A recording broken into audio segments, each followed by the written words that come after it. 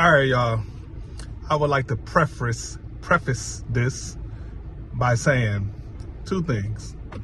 One, I used to be subscribed to Richard, aka Sin City Deliveries.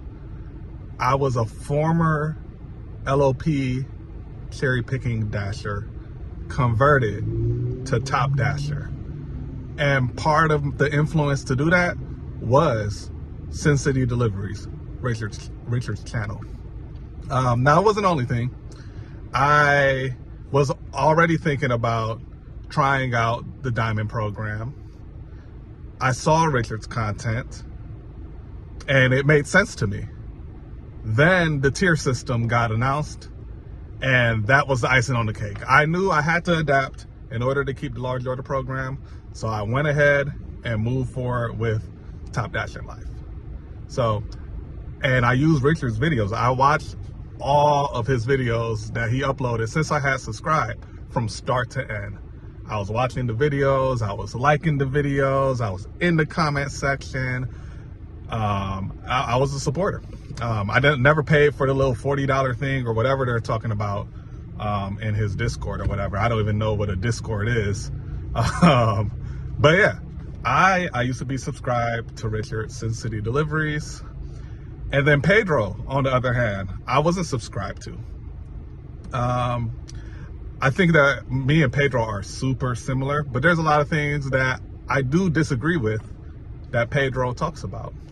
I just recently subscribed to Pedro. I just recently, these last two live streams were the first time I ever saw the live stream other than the one Richard was in promoting Top Dasher. And that's only because he promoted it on his channel. So I tuned in. It was good. But yeah, I'm not somebody that's like on Pedro's dick or anything like that. But the first things first is watching the past two live streams. I know why Pedro is in the position that he is in. He is the undisputed leader of the gig community. The way he handled himself, dealing with freaking Glitch Dash and Torp and those clowns, how he kept himself calm and just baited them into making themselves look stupid. The way he went about it was perfection. And then he just did the same thing to Richard, Sin City Deliveries.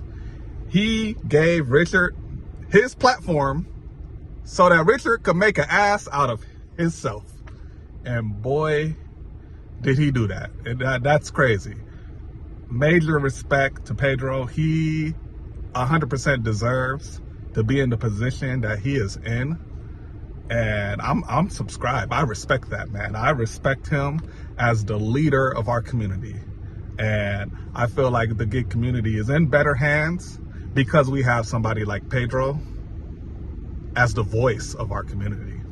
And he's trying to do things and bring this to the mainstream. But anywho, on to Richard and my issue with Sin City Deliveries. Here is my issue.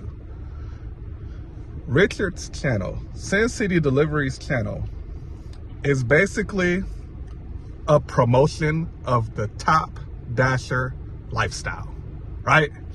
He promotes Top Dasher. He talks about Top Dasher. He is the face of Top Dasher.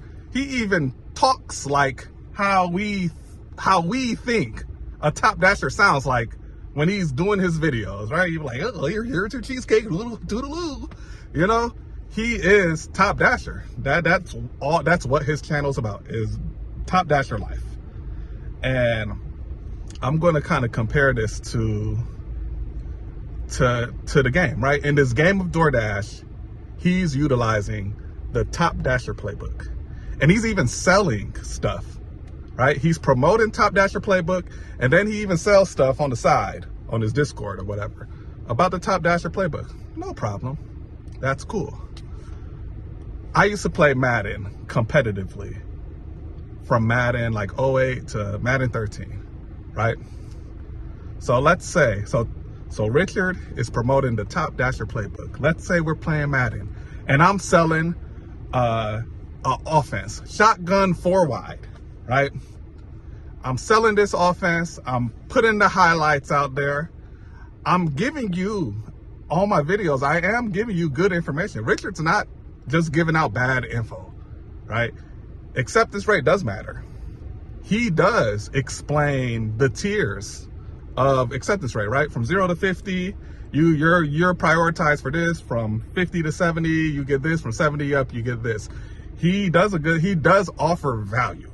I'm not saying that he doesn't offer any value.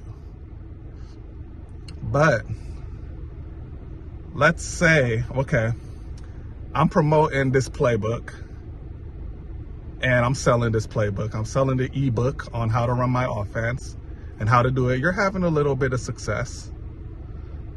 And then we go to a tournament. And then at this tournament, I use a banned play. I use halfback direct. Guaranteed 6 yards. The only way to stop it is you got to sell out to stop it, which blows the whole scheme up, right? Well, that's what Richard essentially did here. He's selling us this Top Dasher playbook, this Top Dasher lifestyle, but he left out the fact that he's doing this glitch so he doesn't have to take bad orders and he could keep his acceptance rate high. The hard part about Top Dasher is maintaining the acceptance rate. That is the hard part. And by itself, right? When you talk about the actual glitch by itself, solo. Okay, what does it do? Oh, it makes it so that you just get it accept, but you don't have to deliver it. By itself, it doesn't sound like a big deal. But when you put it together with how priority works, and it blows the whole thing up. But you are sitting here, tournament style, influencer, Sin City Deliveries, promoting this Top Dasher life, but you're leaving out how you're doing this hard part of maintaining the acceptance rate. And not only are you leaving out the fact of how to even maintain the acceptance rate, but you're not even doing it because you're utilizing a glitch. Just like halfback direct. By itself, it's a play that pretty much guarantees you 6 yards, right? It's really hard to stop, and you're pretty much gonna get 6 yards every time you run it, unless like the defense just sells out to stop that one particular play. But combining the scheme of shotgun 4 wide, it makes it unstoppable and broken. Because then you can mix in a screen, you could throw deep, you could use or catch, you could do crossing routes, you can mix in all that stuff with halfback direct, and it breaks it. It breaks the whole playbook. And that's what Richard did. And he promoted this, and that's where he promoted this Top Dasher life, this Top Dasher playbook. And the whole time, what makes Top Dasher difficult, the acceptance rate, he's using a glitch to bypass all of it. And that's why I unsubscribe. So he could rebrand his channel and do some other stuff, but him being a ride-along content creator that with any sort of being genuine or trusting or tips and tricks or any strategies, it's out the window. He can't do it no more. But yeah, that's my issue. And that's my issue with Richard, Sin City Deliveries. I used to watch all his videos. He definitely influenced me to switch to the Top Dasher lifestyle. But after watching that, and then his defense, I'm not even going to get into how he defended it and the lies there. You know, that, hey, I could care less about, I don't really, that's not for me to worry about. That's between him and God. Big up, but Pedro, man, Pedro has came up so huge through this whole situation. The way he has done these lives as a host, not only as a host and staying calm, but also asking the right questions and then maintaining his personality so that he can get what he needs to get out of the people he's talking to. Flawless execution. Just, it was perfect. When his channel gets back to being monetized, he's gonna blow up, man. He's gonna blow up, and he earned it. He 100% earned it. I hear that he's going through. He's been going through some trials and tribulations, right? His channel's not monetized, and then he had whatever happened between him and his wife and the baby. It's not like his head is it's just perfect. He's living in a perfect world. You know, there's some issues, and he was still able to flawlessly execute. So mad respect to Pedro. I heard at the end of his live, he's going to be in Cleveland in November. Man, I would love to link up and have a conversation. He did most of the damage to himself. It was unreal watching. You see the bags under my eyes. I lost a lot of sleep. I was up till like 1:30 listening to the thing, and then I listened to it again this morning. Not the whole thing, but you know, the part with Richard. On this channel, we're gonna provide real tips on how to make money out here. No, I'm tired of seeing the half-done content, and I'm not to say that my content is perfect. I barely know how to use the damn computer and the editing software. I am not, but in terms of showing what's going on in a transparency, I'm going to provide real content of what it's like to really work in this job, and provide you guys with real tips and tricks. We don't look for glitches, okay? We find stuff within the realm of how the app is supposed to work. And yeah, we're going to find ways to make things work for us, of course, but we're not going to use glitches and exploits to do it, because those are going to get patched. And then what? We're going to just go from glitch to glitch. Eventually, it doesn't count. Eventually, it's not going to count. But yeah, that's all I got to say on that one.